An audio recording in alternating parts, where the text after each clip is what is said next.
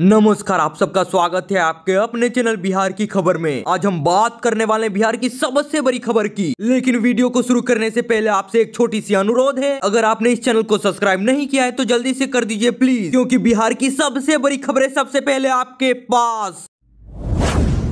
बिहार के 6 शहरों में होगी मॉक ड्रिल, 2 मिनट तक बजेगा सायरन, बंद रहेगी बिजली और थमेगी गाड़ियों के पहिए। पहलगाम हमले के बाद भारत पाकिस्तान के बीच उपजे तनाव के मद्देनजर गृह मंत्रालय के निर्देश से देश के कई शहरों में मॉक ड्रिल की जाएगी। इस क्रम में बिहार में पटना समेत पूर्णिया प्रमंडल, कटिहार, किशनगंज, अररिया, पूर्णिया, बेगूसराय शहर एवं बरौनी में मॉक ड्रिल होगी। राजधानी में इसके तहत शाम में 10 मिनट के लिए ब्लैकआउट रहेगा। शहर में हर तरफ अंधेरा पसर जाएगा, गाड़ियों के पहिए थम जाएंगे, सायरन बजाकर ब्लैकआउट शुरू होगा और समाप्त होने का भी संकेत दिया जाएगा लोगों को। जिलाधिकारी डॉक्टर चंद्रशेखर सिंह ने एसएसपी अवकाश कुमार के साथ प्रेस कॉन्फ्रेंस में ये जानकारी दी है। उन्होंने इसके साथ ये भी कहा है कि इससे भयभीत होने की कोई भी जरूरत नहीं है, ये बस एक प्रक्रिया है, इससे लोग ना डरे। जिलाधिकारी ने कहा कि शहर में कुल 80 स्थानों पर ब्लैकआउट से पहले और बाद में एक साथ सायरन बजाकर लोगों को संदेश दिया जाएगा। इसमें 4 जगहों सचिवालय, पटना विश्वविद्यालय, एनआईटी एवं रिजर्व बैंक के पास सायरन होगा। इसके अलावा विभिन्न चौक चौराहों में पुलिस और फायर ब्रिगेड की गाड़ियों में सायरन बजाया जाएगा। 2 मिनट सायरन बजने के बाद 7 बजे बिजली काट दी जाएगी, गाड़ियों तक को रोक दिया जाएगा।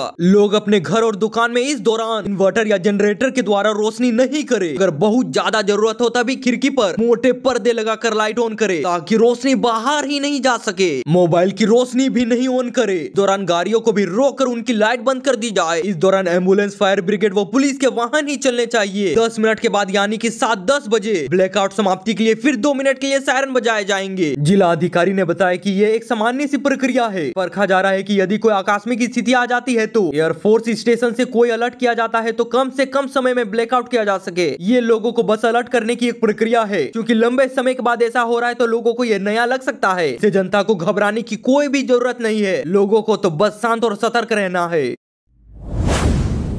बिहार से और एक बड़ी अपडेट सामने आ रही है। बीपीएससी टीआरई 3.0 के अभ्यर्थियों पर लाठीचार्ज पर पूरी तरह से भड़क गए हैं तेजस्वी यादव। ये तो इन लोगों का पुराना शौक है नीतीश मोदी सरकार का, युवाओं की पिटाई होती रहती है। राजधानी पटना में बीपीएससी टीआरई 3.0 के अभ्यर्थियों पर हुए पुलिस लाठीचार्ज को लेकर सियासत हो गई है। नेता प्रतिपक्ष तेजस्वी यादव ने इसे मुद्दा बनाकर सरकार को घेरने की कोशिश की और कहा कि युवाओं का पिटाई नीतीश और मोदी सरकार का तो पुराना शौक रहा है। दरअसल तीसरे चरण की शिक्षक बहाली के अभ्यर्थी सप्लीमेंट्री रिजल्ट जारी करने की मांग को लेकर बड़ी संख्या में सीएम आवास के बाहर प्रदर्शन करने पहुंचे थे। अभ्यर्थियों का कहना था कि पिछले 4 महीने से प्रदर्शन कर रहे हैं, लेकिन ना कोई देखने वाला है और ना ही कोई सुनने वाला। पुलिस ने अभ्यर्थियों को प्रतिबंधित क्षेत्र में घुसने से रोक दिया, लेकिन बावजूद इसके अभ्यर्थी लगातार हंगामा कर रहे थे, जिसके बाद पुलिस ने प्रदर्शनकारी छात्रों को वहां से हटाने के लिए सख्त रुख अपनाया और लाठी भी चार्ज कर दी। दौरान पुलिस ने अभ्यर्थियों को दौरा दौरा कर ऊपर नीचे लाठी बरसाया। तेजस्वी यादव ने इसको लेकर सरकार पर हमला बोल दिया है। तेजस्वी ने एक्स पर लाठी चार्ज का एक वीडियो शेयर करते हुए लिखा कि लोकतांत्रिक तरीके से अपनी मांग कर रहे युवाओं को बर्बर करके पीटा।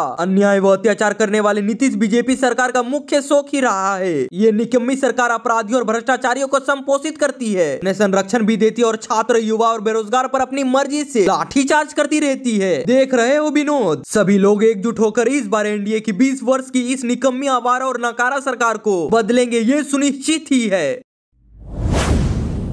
बिहार में वार पलटवार का तीखा तंज चल रहा है। रोहिणी का प्रधानमंत्री मोदी पर तीखा तंज। शोले के वीरू से भी बड़े ड्रामेबाज है अपने डंकापति। देश में संभावित युद्ध को ध्यान में रखकर भारत सरकार ने सभी राज्यों के मुख्य सचिव को जरूरी निर्देश जारी कर दिए हैं। केंद्रीय गृह मंत्रालय ने सभी राज्यों को मॉक ड्रिल कराने का निर्देश जारी कर दिया है। युद्ध के समय कैसे खुद को बचाया जाए, इसके लिए छात्रों और नागरिकों को पूरी तरह से ट्रेनिंग दी जा रही है। केंद्र सरकार के निर्देश पर अब सियासत शुरू हो गई है। लालू प्रसाद की बेटी रोहिणी आचार्य ने इसको लेकर पीएम मोदी पर तीखा तंज कसते हुए एक्स पर लिखा कि शोले के वीरू से भी बड़े ड्रामेबाज है अपने डंकापति। ड्रामे करने करवाने से ज्यादा कुछ भी उम्मीद मत रखिए, निराशा ही आपके हाथ लगेगी। रोहिणी ने आगे लिखा कि महामारी के दौरान लाखों लोग मर रहे थे, मगर डंकापति जी ने व्यवस्था सुनिश्चित करने की बजाय लोगों की जान बचाने के लिए उपाय इंतजाम करने की बजाय लोगों से थाली बर्तन पिटवा दिया, दिवाली मना दिया, उड़न खटोले से फूलों की बारिश करवा दी। अब जब पहलगाम हमले के 13 दिन बीतने के बाद आतंकवादी और आतंकवादियों को संरक्षण देने वालों पर सीधा कार्रवाई करने से बचते हुए पूरे देश में सायरन बजाकर खौफ और भय का माहौल कायम कर रहे हैं। अंत में रोहिणी आचार्य ने लिखा कि आतंकवादी पर सीधा प्रहार करने, उससे जड़ से खत्म करने का वक्त है डंकापति जी। पूरा देश पहलगाम हमले के गुनाहगारों को खत्म होते देखने की प्रतीक्षा में बैठा हुआ है और खात्मे के पश्चात फतेह का बिगुल बजाना चाहता है। बिना किसी कार्रवाई के बजने वाले सायरन से क्या साध्य होगा।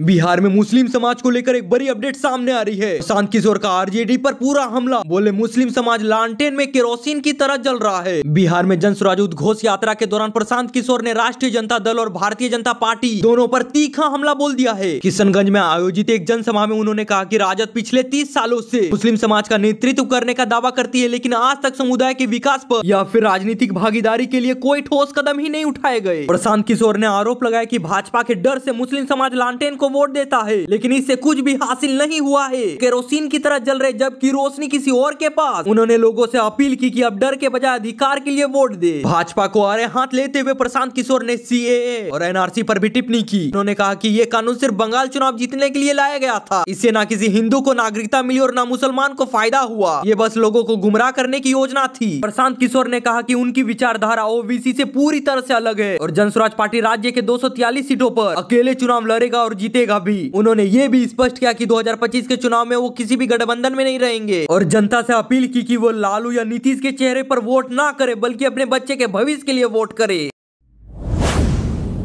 बिहार में नीतीश सरकार को लेकर एक बड़ी अपडेट सामने आ रही है। बाढ़ग्रस्त क्षेत्रों के पंचायत भवन और स्कूलों में होने जा रहा है नया काम। नीतीश सरकार ने उठा लिया कमान। संभावित बाढ़ के मद्देनजर स्वास्थ्य विभाग पूरी तरह से अलर्ट में है। बाढ़ जैसी त्रासदी के वक्त विशेषकर ग्रामीण क्षेत्रों में आमजन के लिए स्वास्थ्य सुविधाएं बहाल रहे, इसके लिए विभाग ने अभी से ही तैयारी शुरू कर दी है। स्वास्थ्य विभाग ने ग्रामीण क्षेत्रों में स्वास्थ्य जाँच समेत अन्य सुविधाएं बहाल रखने के लिए अस्थायी रूप से पंचायत सरकार भवनों में अस्पताल खोलने के निर्देश जारी किए हैं। विकास आयुक्त स्वास्थ्य के अपर मुख्य सचिव अमृत ने बाढ़ की आशंका के बीच जिला के सिविल सर्जनों के साथ ही स्वास्थ्य सेवा के अन्य पदाधिकारियों को निर्देश जारी कर दिया है। बाढ़ के बीच राहत और बचाव कार्यों में कोई भी कमी नहीं आनी चाहिए या न ही किसी भी स्तर पर लापरवाही होनी चाहिए।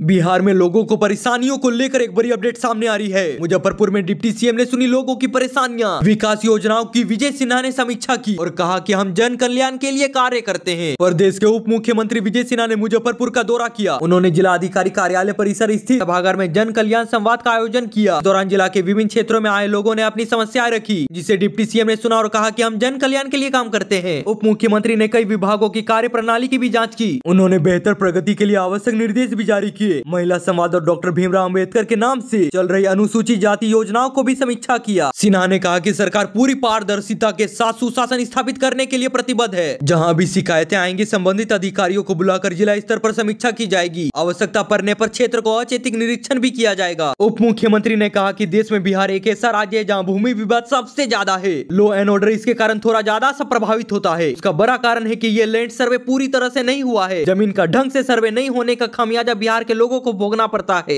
सरकार ने इसके निदान के लिए एक पहल किया है। पहल की गति को हम लोग शांति के साथ बिना पारिवारिक परेशानी बिना विवाद के हल करने के लिए प्रयासरत है और उसमें प्रगति भी हो रही है। विजय सिन्हा ने आगे कहा कि हम जनता के कल्याण के लिए काम करते हैं, नौटंकी का वातावरण बनाने के लिए कुछ भी नहीं करते हैं। जन कल्याण संवाद में हमारे पदाधिकारी माननीय विधायक और सबके सामने उनकी बातों को गंभीरता से, शालीनता से, पारदर्शिता के साथ समाधान के लिए बैठे हैं। बिहार के मौसम को लेकर एक बड़ी अपडेट सामने आ रही है। 4 दिनों में 40 डिग्री तक पहुंचेगा पारा। बिहार में मौसम ने एक बार फिर से करवट ले ली है। पिछले कुछ दिनों से बारिश के चलते लोगों को गर्मी से राहत मिली थी, लेकिन अब तापमान में फिर से बढ़ोतरी की संभावना जताई जा रही है। मौसम विभाग के अनुसार राज्य के अधिकतर जिलों में अधिकतम तापमान 40 डिग्री सेल्सियस को पार कर सकता है। फिलहाल राज्य में औसत अधिकतम तापमान 36 से लेकर 40 डिग्री सेल्सियस के बीच है, लेकिन आने वाले दिनों में इसमें 3 से लेकर 4 डिग्री तक की बढ़ोतरी हो सकती है। मौसम विभाग ने पश्चिम बिहार के जिलों के लिए विशेष अलर्ट जारी कर दिया है, जहाँ पर लू चलने की भी संभावना जताई जा रही है। विशेषज्ञों का कहना है कि राज्य में आज से पछुआ हवा चलने की शुरुआत हो गई है, जिससे तापमान में लगातार बढ़ोतरी देखी जाएगी। लोगों को सलाह दी जा रही है कि अधिकतम गर्मी और लू के चलते घरों से बाहर कम निकले और बचाव के लिए आवश्यक सावधानी बरते। पूरे देश भर से एक बड़ी अपडेट सामने आ रही है। न्यूटन भी सॉल्व नहीं कर पाता फिजिक्स का पेपर। नीट पेपर के बाद आई मींस की बार। स्टूडेंट ने कहा एम्स तो पहुंचेंगे लेकिन पेशेंट बनकर। देश भर के करीब 20 लाख से ज्यादा स्टूडेंट ने नीट यूजी का एग्जाम दिया। इस बार स्टूडेंट और कोचिंग सेंटर में पढ़ाने वाले टीचर का कहना है कि नीट का एग्जाम काफी मुश्किल आया था। एग्जाम के बाद नीट यूजी को लेकर सोशल मीडिया पर मींस की बार आ गई है। सोशल मीडिया प्लेटफॉर्म एक्स पर एक यूजर ने लिखा कि कोई भी ऐसा कॉम्पिटेटिव एग्जाम जिसमें 25 लाख से ज्यादा स्टूडेंट दे रहे हैं, मुश्किल और एनालिटिक होना तो चाहिए ही। पिछले साल 67 कैंडिडेट ने 720 में 720 का परफेक्ट स्कोर मिला था। मुझे हैरानी नहीं होगी अगर इस बार भी किसी भी कैंडिडेट को 700 के पार नहीं पहुंच पाया तो। एनटीए ने वाकई में इस बार अपना गेम बदल दिया। आर्यन सिंह नाम के एक यूजर ने लिखा कि एयर 1 जिसका भी आया Guinness book of world record में उसका नाम मिलना चाहिए। इस साल पहली रैंक लाने वाला और ही कुछ अलग होगा।